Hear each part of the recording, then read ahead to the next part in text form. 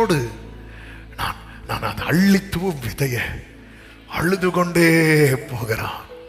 ஆனாலும் தான் அறுத்த அரிகளை சுமந்து கொண்டு கம்பீரத்தோடு வார்த்தையை சுமக்கிறவன் எப்படி வருவான் தெரியுமா? ஆமே ஆமே ஹல்லேலூயா ஆமே.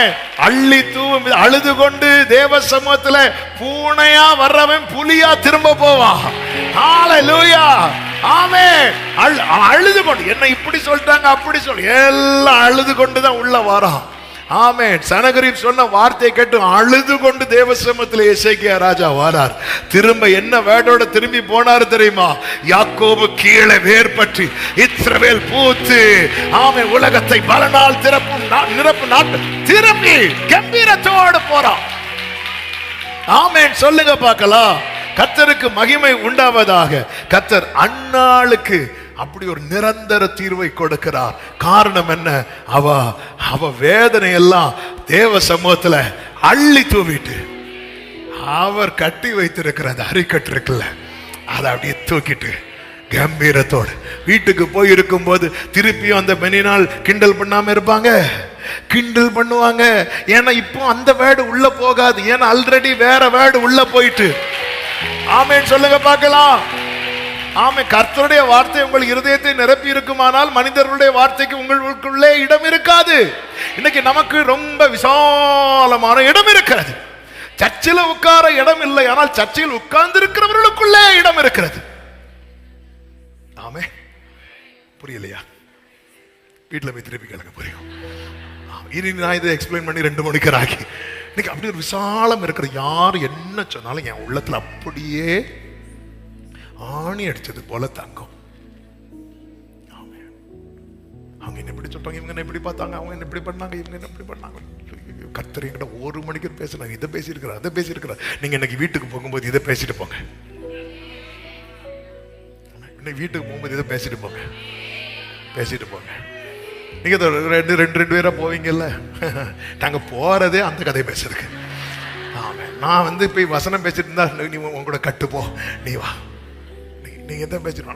இன்னைக்கு நம்ம நீ என்ன சுமந்துட்டு வந்திருக்கிறீங்க, அதை விதைச்சாச்சா? அவர் சொன்ன, என் இருதயத்தை நான் உங்க சமூகத்துல ஊட்டிட்டேல. இப்ப ஏலி சொல்றார், கர்த்தர் ஒரு விண்ணப்பத்தை அங்கீகரிப்பார், வாய்க்க பண்ணுவார். நீ திரும்பி போகும்போது இன்னைக்கு அரிக்கட்டோட தான் போகணும். ஒரு போவாசே சில கதிர்களை ரூத்துக்காய் சிந்த விடுவாருண்டா. இன்னைக்கு கர்த்தர் இந்த ஜெபம் ஆரம்பிச்சதுல இருந்து உங்களுக்கான கதிர்களை சிந்த விட்டு கொண்டிருக்கிறார். எல்லாத்தையும் எடுத்து ஆமென் சொல்லுங்க பார்க்கலாம்.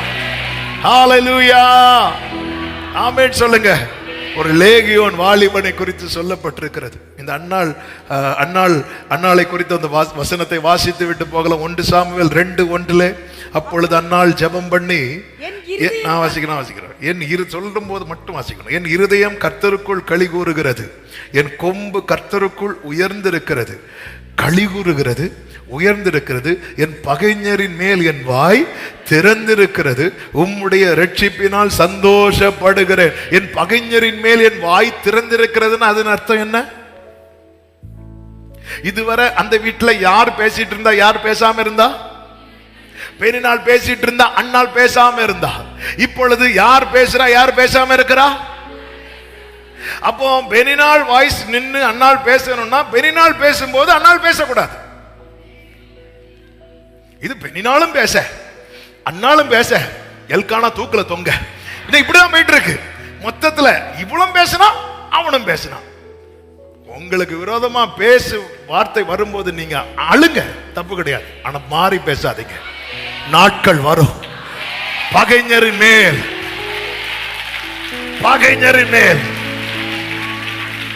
என் வாய் திறந்திருக்கிறது.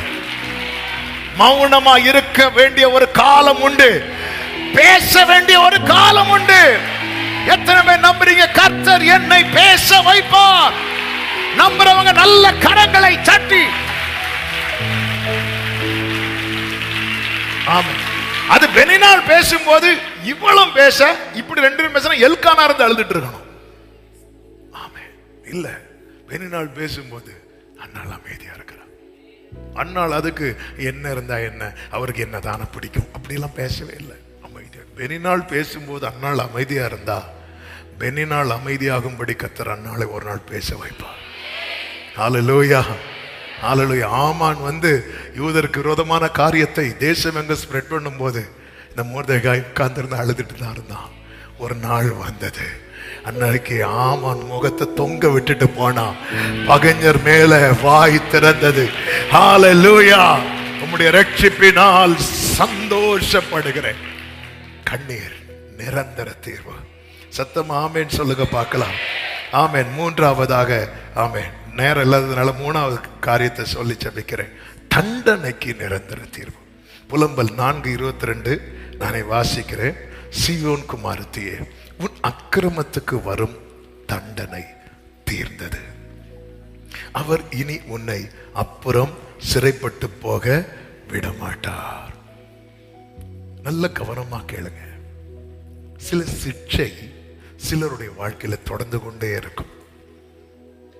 சில காரியத்துக்கான தண்டனை. இந்த சீயோன் குமாரத்தி யாரு? கர்த்தர் தெரிந்தெடுத்த அவருடைய ஜனம். அந்த ஜனத்தினுடைய அக்கிரமம், பாவம் கர்த்தர் எவ்வளோ வான் பண்ணி பார்த்தார், அது கேட்கல. அது லைஃப்ல என்ன வர ஆரம்பிக்குது என்றால் தண்டனை வர ஆரம்பிக்கிறது. அதாவது தண்டனை வரும் முன்னே கர்த்தர் நம்மை நிறைய எச்சரிப்பார். ஆனா தண்டிக்கப்பட ஆரம்பிக்கப்பட்ட பிறகு சில பார்த்துருக்கீங்களா, அடி மேல அடி, பிரச்சனை மேல பிரச்சனை, தலைமுறைக்கும் சில காரியங்கள் தொடர்ந்துட்டு இருக்கும். அந்த சீயோன் குமாரத்தி இப்பொழுது அழ ஆரம்பிக்கிறான்.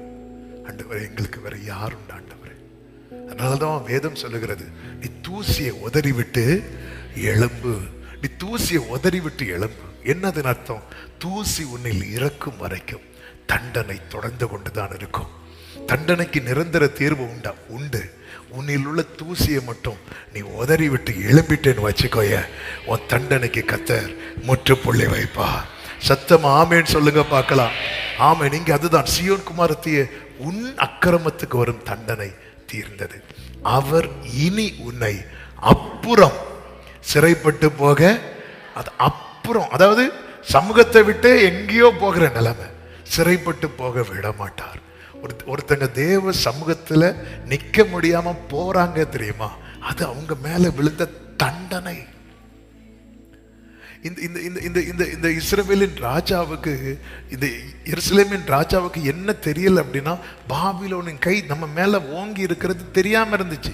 எப்போ தெரிய வந்துச்சு தெரியுமா? கண்ணன் நோண்டும் போது தெரிய வந்துச்சு. அவன் கண்ணுக்கு முன்னாடி பிள்ளைகளை கொன்னா பாருங்க, தெரிய வந்துச்சு. எருசலேமை தீட்டு கொளுத்துனா பாருங்க. நம்ம நல்லா இருக்கும் போதே சத்துரு முற்றுகை போடுறானாலே வார்னிங் வந்துட்டே இருக்கும். ஆனா நம்ம கிட்ட தூசி, அழுக்கு, பாவம் இருக்கிறது வரைக்கும் தண்டனை நெருங்கி கொண்டே இருக்கும். நம்ம எந்த அளவுக்கு சுத்திகரிக்கப்படுகிறோமோ அந்த அளவுக்கு தண்டனை தூரமாகும். எந்த அளவுக்கு நம்ம அசுத்தத்தில் காணப்படுகிறோமோ அந்த அளவுக்கு தண்டனை நெருங்கி கொண்டே இருக்கும். எனவே தான் ஒரு தேவ பிள்ளை கழுவப்பட வேண்டியது, சுத்திகரிக்கப்பட வேண்டியது மிக மிக அவசியம். இந்த வசனம் என்கிற கண்ணாடிக்கு முன்னாடி டெய்லி நம்ம நின்று பார்க்கணும். நம்ம நம்மளை வைக்கணும். நம்ம ஈஸியா இன்னொரு ஆளை குற்றப்படுத்துகிறோம். உன் கண்ணில் நீ ஒரு பெரிய பீமை வச்சுட்டு, ஒரு பெரிய தூணை வச்சுட்டு, உன் சகோதரன் கண்ணில் இருக்கிற துரும்ப பார்க்கிறத முதல்ல நிறுத்து. உன்னிலையே பாரு. நீ பாரு, என் குடும்பத்துக்கு தண்டனை பக்கத்தில் இருக்கிறதா, தூரமா இருக்கிறதா? என்னை விட்டு கர்த்தர் போயிட்டாருன்னா தண்டனை வந்து சேரும். என் கூட கர்த்தர் இருப்பாருன்னா சத்துரு சிதறண்டு ஓடுவார். சத்தமா ஒரு ஆமேன்னு சொல்லுங்க பார்க்கலாம். எனவே நிரந்தர சீயோன் குமாரத்தியே, உன் வாழ்க்கையில் இந்த தண்டனைக்கு முற்றுப்புள்ளி வைக்க கர்த்தர் விரும்புகிறார். ஏதோம் குமாரத்தியே, உன் அக்கிரமத்தை அவர் விசாரிப்பார், உன் பாவங்களை. ஏதோம் என்பது எதனுடைய வம்சம் தெரியுமா? ஏசாவை நான் வெறுத்தேன், யாக்கோபையை நான் சிநேகித்தேன். அப்ப யாக்கோபின் வம்சம் என்று அழைக்கப்படுகிறது தான் சீயோன் குமாரத்தி என்று சொல்லப்படுகிறது. அப்போ தேவன் நம்மை நேசிக்கிறார். ஆனாலும் அவர் நியாயாதிபதியாய் வெளிப்படும் போது சில சிக்ஷைகளை அவர் அனுமதிக்கிறார். தகப்பன் சிட்சியாத புத்திரன் உண்டோ? ஆமே, கர்த்தர் யாரை சேர்த்து கொள்ள விரும்பும். ஆனால் அந்த தண்டனை நம்மளால, சின்ன தண்டனை கூட, இமைப்பொழுது அவர் முகத்தை மறைத்தால் கூட நம்மளால தாங்க முடியாது. நம்ம துடிக்க ஆரம்பிச்சிருவோம். இமைப்பொழுது சிலுவையிலே கைவிடப்பட்டவர் யார் தெரியுமா? என் இயேசு. அந்த இமைப்பொழுது கைவிடப்பட்ட நிலையில் கூட ஆமேன் அவர் எப்படி துடிச்சார் பார்த்தீங்களா? என் தேவனே, என் தேவனே, ஏன் என்னை கைவிட்டீர்? ஆண்டவர் நம்மை கைவிட்டார். இதுதான் பிரச்சனை, நம்மளால தாங்கவே முடியாது. எனவே நம்மில் படிந்திருக்கிற தூசியை உதறிவிட்டு வேண்டாம் வேண்டாம், கர்த்தர் நமக்கு வாழ்வை வைத்திருக்கிறார்.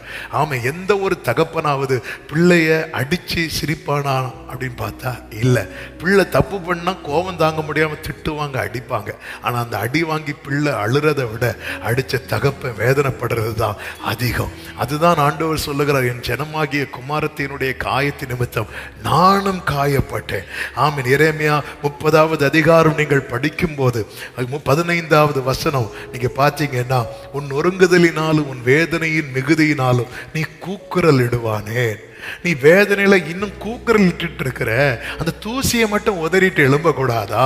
திரளான உன் அக்கிரமத்தின் நிமித்தமும் பலத்து போன உன் பாவங்களின் நிமித்தமும் இப்படி உனக்கு செய்தேன்.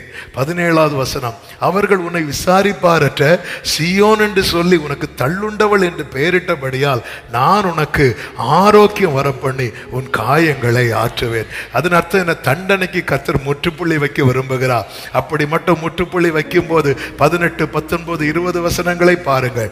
அப்பொழுது கர்த்தர் சொல்லுகிறது என்னவென்றால், இதோ நான் யாக்கோபுடைய கூடாரங்களின் சிறையிருப்பை திருப்பி அவன் வாசஸ்தலங்களுக்கு இரக்கம் செய்வேன். நகரம் தன் மண்மேட்டின் மேல் கட்டப்பட்டு அரண்மனை முன் போல நிலைப்படும். அவைகளிலிருந்து ஸ்தோத்திரமும் ஆடல் பாடலின் சத்தமும் புறப்படும். அவர்களை வர்த்திக்க பண்ணுவேன், அவர்கள் குறுகி போவதில்லை. அவர்களை மகிமைப்படுத்துவேன், அவர்கள் சிறுமைப்படுவதில்லை. அவர்கள் பிள்ளைகள் முன் போல் இருப்பார்கள். அவர்கள் சபை எனக்கு முன்பாக திடப்படும். அவர்களை ஒடுக்கின யாவரையும் தண்டிப்பேன். கைகளை உயர்த்தி ஆமேன் சொல்லுங்க பார்க்கலாம். அலைச்சல்களுக்கு முற்றுப்புள்ளி வைக்கப்படும் போது நமக்கு வீடு கட்டப்படும், நமக்கு ஒரு ஸ்தானம் ஏற்படுத்தப்படும். கண்ணீருக்கு முற்றுப்புள்ளி வைக்கும் போது நம் வாய் பகைவர் மேல உயரும், நம்முடைய சாட்சி தொனிக்கப்படும், நம்முடைய சாட்சி கேட்கப்படும். அக்கிரமத்துக்கு தீர்வு கிடைக்கும் போது, அந்த தண்டனைக்கு முற்றுப்புள்ளி வைக்கும் போது ஆமே, நம்முடைய வீட்டிலே ஆடல் பாடலின் ஸ்தோத்திர சத்தம் கேட்கும். ஆமேன் சொல்லுங்க பார்க்கலாம். கர்த்தர்